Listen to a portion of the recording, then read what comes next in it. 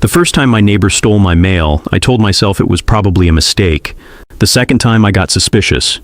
But the third time?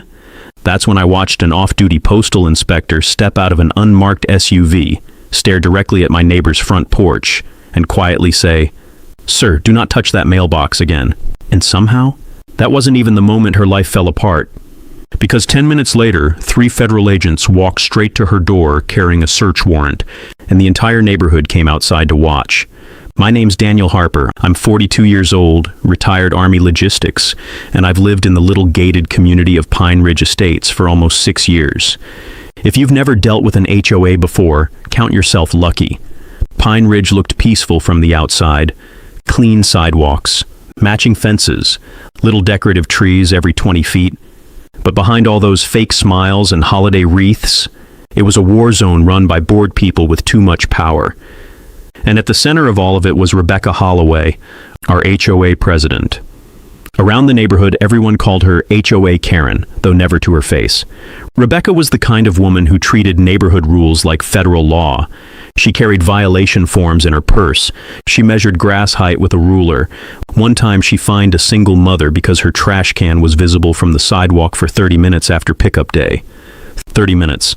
She once threatened a teenager with legal action because his basketball bounced too aggressively after 7 p.m.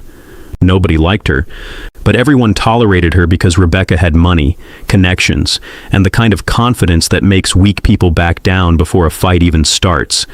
Unfortunately for her, I don't back down very easily. The problems between us started over something unbelievably stupid. My mailbox. See, every home in Pine Ridge had identical HOA-approved mailboxes. Dark bronze, decorative post, tiny fake eagle on top, supposedly for community aesthetics.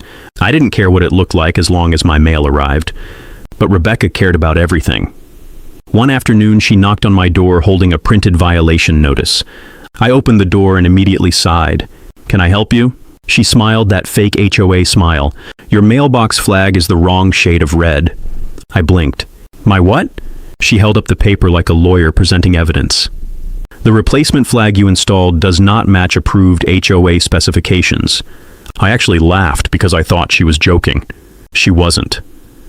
"You're fining me over a mailbox flag?"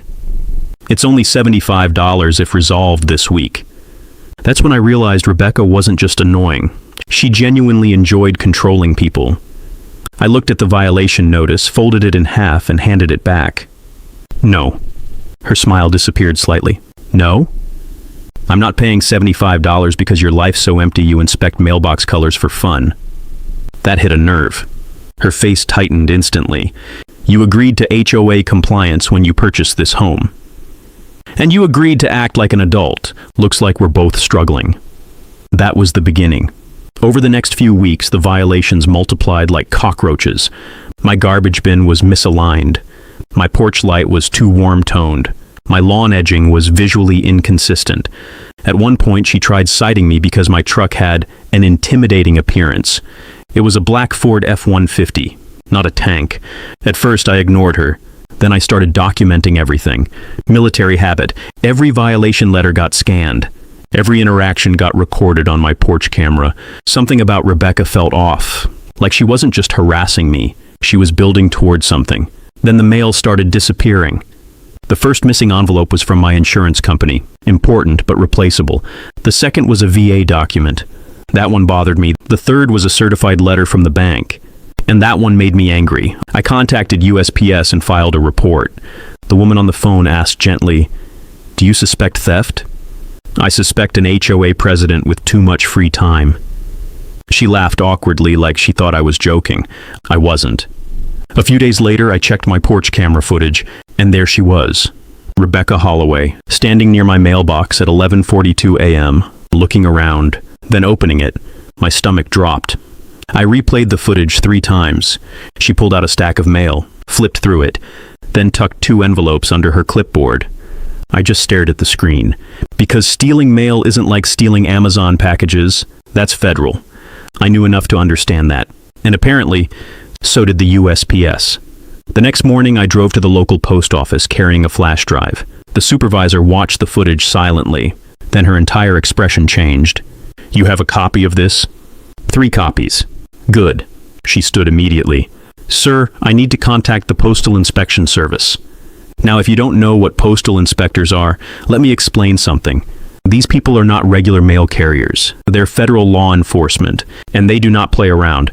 By that evening, I got a phone call from a man named Inspector Lewis Grant. Calm voice, professional, direct. Mr. Harper, we'd like permission to place monitoring equipment near your mailbox. I sat up straighter. You think she'll do it again? We think people who get comfortable committing federal crimes usually escalate. That sentence stayed in my head. Usually escalate, so I agreed. The next morning, 2 unmarked vehicles appeared in the neighborhood around dawn. Nobody noticed them except me.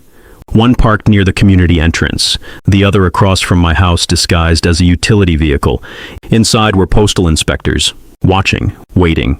And Rebecca had absolutely no idea. For 3 days, nothing happened. She walked her little designer dog around the neighborhood acting like she owned the planet. She handed out HOA notices, complained about weeds, gossiped with neighbors, completely relaxed. Then Friday arrived, and everything exploded. That morning, I was sitting in my kitchen drinking coffee when my phone buzzed. Motion alert, mailbox camera activated. I opened the app immediately. Rebecca. Again. This time she wasn't even cautious. She marched right to my mailbox holding her clipboard, opened it, removed 2 envelopes, and then froze. A voice behind her said, "Ma'am, step away from the mailbox." Rebecca spun around so fast she nearly dropped the mail. Standing behind her were 2 people in plain clothes. 1 man, 1 woman, badges visible, postal inspectors. I watched the footage live while my heart pounded. Rebecca instantly switched into offended suburban queen mode. "What is the meaning of this?" Inspector Grant held out his hand calmly. "The mail you removed does not belong to you. I was inspecting HOA compliance." "With someone else's federal mail?" Her face changed slightly. Tiny crack in the confidence. Well, the mailbox was improperly secured." "Ma'am," the female inspector interrupted, "mail theft is a federal offense." Rebecca actually laughed. A nervous, arrogant little laugh. "Oh, please, this is a misunderstanding." Then Inspector Grant said the sentence that destroyed her entire world. "We have video documentation of multiple incidents." Silence. Complete silence. Rebecca's face went pale. I watched her mouth open slightly, then close again. For the first time since I'd met her, she looked scared. But the inspectors weren't finished. Grant nodded toward the envelopes. "Do not move." Then another vehicle pulled up. Unmarked black SUV. 2 more agents stepped out. And suddenly the entire neighborhood started emerging from their houses. People sensed drama like sharks smell blood. Curtains moved. Garage doors opened. Phones came out. Rebecca looked around desperately as the agents approached her front porch. "What are you doing?" The female inspector spoke flatly. "We obtained a federal search warrant this morning." That's when Rebecca panicked. "You can't search my home." "We can. You don't understand. I'm the HOA president." And Inspector Grant replied with absolute calm, "This isn't an HOA matter anymore." God, the look on her face. You know those moments when someone finally realizes their normal intimidation tactics don't work anymore? That was it. The agents entered her home while Rebecca stood frozen outside beside my mailbox. And then things got worse. Much worse. Because about 20 minutes later, one of the inspectors walked back outside carrying a plastic evidence bin, filled with mail. Not just mine, dozens of envelopes, different addresses, different names, different houses.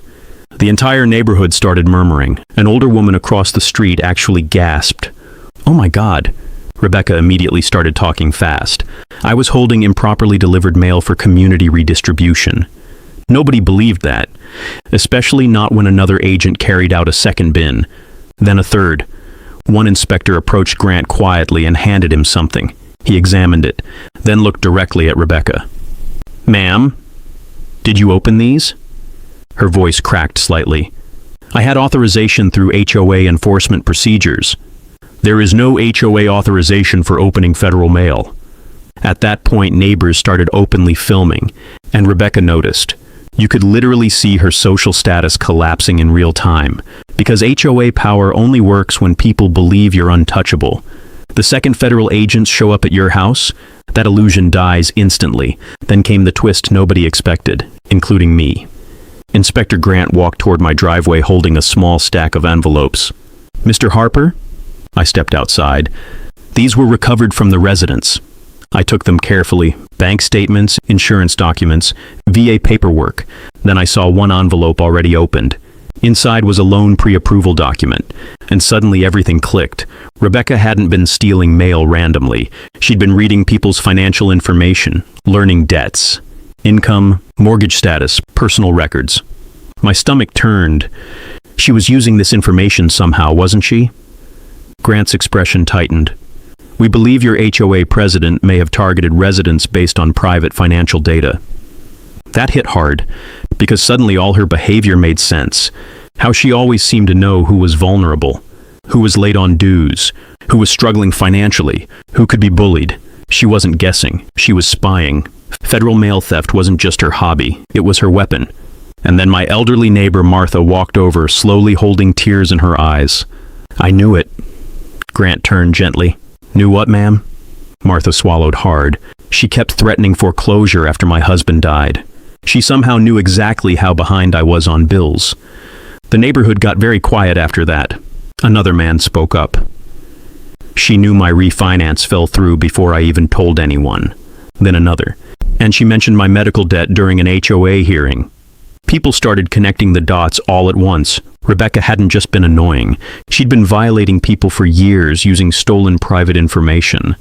That's when the anger really started. Neighbors who'd spent years scared of her suddenly realized something important. The bully wasn't powerful. She was just cheating. And now federal agents were standing on her lawn holding evidence bins. Rebecca's composure completely shattered. "This is harassment!" Inspector Grant didn't even react. "Ma'am, you are under investigation for mail theft, obstruction, and possible identity-related offenses. I know county officials. This is federal jurisdiction." Again, that word hit her like a truck. Federal. HOA presidents bully people because local systems move slowly. But federal agencies? Different universe. Rebecca tried one last move. She pointed at me. "This man targeted me. He's been harassing the HOA." Grant looked genuinely unimpressed. "By securing his mailbox and reporting theft?" Her mouth opened. Nothing came out. Then the handcuffs appeared, and the entire neighborhood froze. Now technically she wasn't being formally arrested yet, but they were detaining her during the warrant execution. Still, seeing Rebecca Holloway in handcuffs on her own driveway, it felt surreal. The woman who spent years threatening everybody over grass height and fence paint now stood there crying while federal agents searched her home. One of the neighbors whispered, "Holy hell." Another quietly clapped. I'm not kidding. An actual slow clap started somewhere near the sidewalk. Rebecca heard it too, and her expression changed from panic to humiliation. Because that was the moment she realized nobody was on her side. Not one person. Not a single neighbor defended her. If anything, more people came outside to watch. Then came the final blow. An inspector emerged carrying a small notebook. Grant flipped through it briefly, then looked toward me again. "Mr. Harper, it appears she maintained written records on several residents." "What kind of records?" "Financial estimates, personal disputes, potential leverage." Leverage. That word made my skin crawl. Rebecca had been building files on people, using stolen mail to manipulate the neighborhood, and suddenly Pine Ridge Estates didn't feel like a suburban HOA anymore. It felt like some creepy surveillance operation run by a woman obsessed with control. Hours passed. Agents moved in and out of the house. Neighbors stood around sharing stories. And for the first time since I'd moved there, people actually talked openly. Turns out almost everyone had been threatened by Rebecca at some point. One couple nearly sold their home after relentless fines. A veteran got targeted because his work truck violated community appearance. A widow was harassed over late dues while undergoing chemotherapy. And every single story sounded worse than the last. The entire neighborhood had been living under fear of one petty tyrant with access to stolen personal information. By sunset, the USPS vehicles finally pulled away. Rebecca's house sat dark and silent, and the HOA queen? She left in the back seat of an unmarked federal vehicle. The neighborhood watched quietly as it disappeared around the corner. Nobody waved goodbye. The next few weeks were chaos. Turns out federal investigations move fast when mail theft is involved. Rebecca resigned from the HOA within 48 hours. Then 2 other board members suddenly stepped down too. Apparently they'd ignored complaints about her for years. Smart move leaving early. Because once investigators started interviewing residents, the stories poured out. People brought emails, threat letters, violation records, screenshots, financial notices. One family even discovered Rebecca had intercepted legal paperwork related to a property dispute. That alone triggered another layer of investigation, and the deeper authorities dug. The uglier it got. See, Rebecca hadn't just stolen mail. She weaponized information. If she discovered someone struggled financially, HOA pressure increased. If someone refinanced their home, suddenly violations appeared. If someone received medical debt notices, she'd threaten liens. She targeted weakness. And she'd been doing it for years. The craziest part? All of this started because she couldn't tolerate me refusing to pay a $75 mailbox fine. That was it. Her ego couldn't handle resistance, and instead of backing off, she escalated against the wrong person. One afternoon, Inspector Grant visited my house again, this time without the formal tone. He accepted a cup of coffee and leaned against my kitchen counter. "You know," he said, "most mail theft cases stay small." "What made this different?" He gave a tired smile. "Power." I frowned slightly. People like her usually stop when challenged, but sometimes they start believing rules don't apply to them. That sounds familiar. She honestly seemed convinced HOA authority overrode federal law. I laughed. That's the most HOA thing I've ever heard. Then Grant told me something that stunned me. She kept copies of resident schedules too. My expression hardened instantly. What? She noted when people traveled, when homes were empty, delivery patterns. That changed everything. This wasn't nosy behavior anymore. It bordered on predatory. And suddenly the neighborhood realized how dangerous Rebecca actually was. A month later, Pine Ridge Estates held its first HOA meeting without her. Attendance was massive. Usually maybe 10 people showed up. This time, almost the whole neighborhood came. And the mood was different. No fear, no tension, just anger mixed with relief. An older man stood up first. "We need to dismantle half these violation policies." Applause erupted. Then Martha, the widow Rebecca targeted, slowly stood. "I spent 2 years terrified of opening letters from this HOA." Dead silence. "You know what that does to a person?" Nobody answered, because everyone knew. Fear had become normal there, and now people were finally admitting it. The board voted that night to suspend dozens of aggressive enforcement policies. Fines were reduced, transparency rules were added, residents gained access to financial oversight, and for the first time in years, the HOA actually started functioning like a community instead of a dictatorship. As for Rebecca, the rumors spread fast. Federal charges, identity-related investigations, mail tampering, possible fraud. I never learned every detail officially, but I did hear one confirmed fact from Inspector Grant later. She accepted a plea deal. I nodded slowly. "What kind of sentence?" He shrugged carefully. "Enough to make sure she won't be checking anyone's mailbox for a very long time." Fair enough. The strangest moment happened about 6 months later. I was outside checking my mail, ironically enough, when Martha walked over holding a plate of cookies. "I wanted to thank you," she said softly. "For what?" "For standing up to her." I leaned against the mailbox. "Honestly, I just got stubborn." She smiled sadly. "No, you did what the rest of us were too scared to do." That stayed with me. Because the truth is, people like Rebecca survive because communities stay silent. Everyone assumes somebody else will fight back. Everybody hopes the bully picks another target. And little by little, abusive people grow stronger through fear and exhaustion. Until one person finally says, "Enough." That person happened to be me. And the thing that finally brought her down? A mailbox. Not revenge, not violence, not screaming arguments, just evidence, patience. And one very interested federal agency. So if there's a lesson in all this, it's simple. Never underestimate small crimes committed by arrogant people. Because arrogance makes people sloppy. And when someone starts believing they're untouchable, eventually they make a mistake big enough for the whole world to notice. Rebecca Holloway thought she ruled Pine Ridge Estates, but HOA rules stop at the mailbox. Federal law doesn't. And the moment she reached into mine for the last time, her entire empire collapsed.